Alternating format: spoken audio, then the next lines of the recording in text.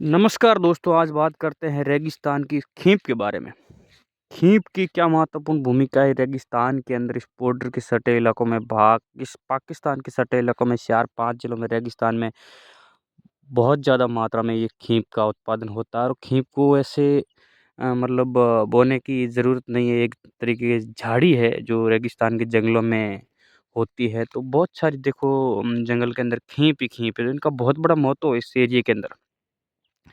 क्योंकि इस धरती पर जो भी झाड़ी है या पौधा है उगता है उसका महत्व होता है, बिना महत्व कुछ नहीं होती है।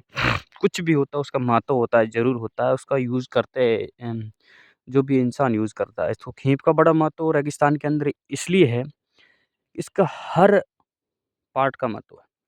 खींप का सबसे बड़ा महत्व महत्व है इसमें जो रेगिस्तान के इलाकों में पशुओं का बाड़ा बनाना है और जो झोंपड़ी वगैरह उसके ऊपर जो संजेब वगैरह देना है और जो बॉर्डर के इलाके में आर्मी इन्हें बहुत यूज़ लेती है, जो अपने संपरे वगैरह बनाने के लिए ठंडे रहते हैं क्योंकि यहाँ बहुत गर्मी पड़ती है।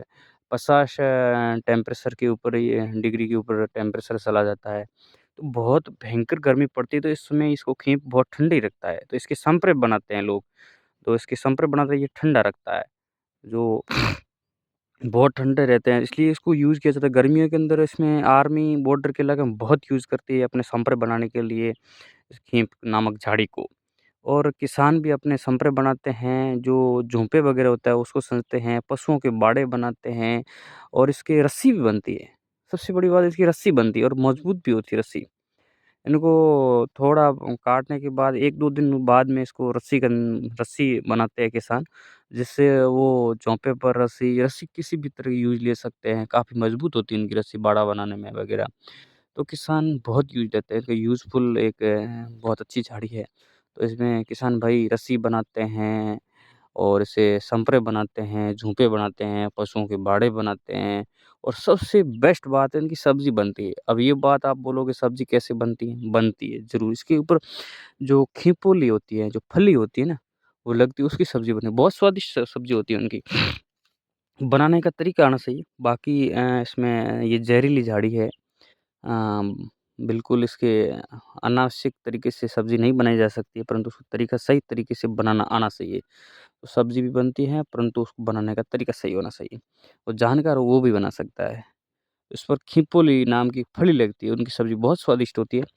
तो इतनी ज़हरीली झाड़ी की सब्ज़ी रेगिस्तान के लोग यहाँ के तरीके वो जहाँ रहते हैं उसके सजेस्ट हो जाते हैं। उनको पता है कि जहाँ उनकी परंपरागत झाड़ियाँ वगैरह है, तो उनके तरीके से रहते हैं।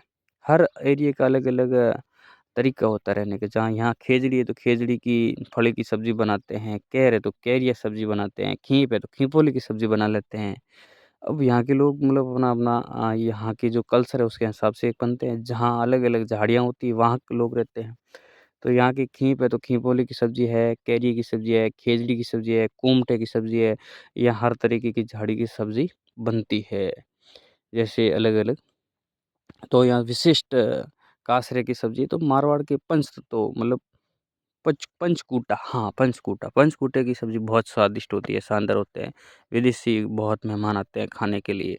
तो छोड़ो बहुत यहाँ कुछ है, परंतु अपन बात कर रहे थे खींप की। खींप की महत्व मैंने आपको बहुत तरीके से बताया है कि क्या महत्व है, क्या नहीं है और खीम का बहुत महत्व है रेगिस्तान के अंदर।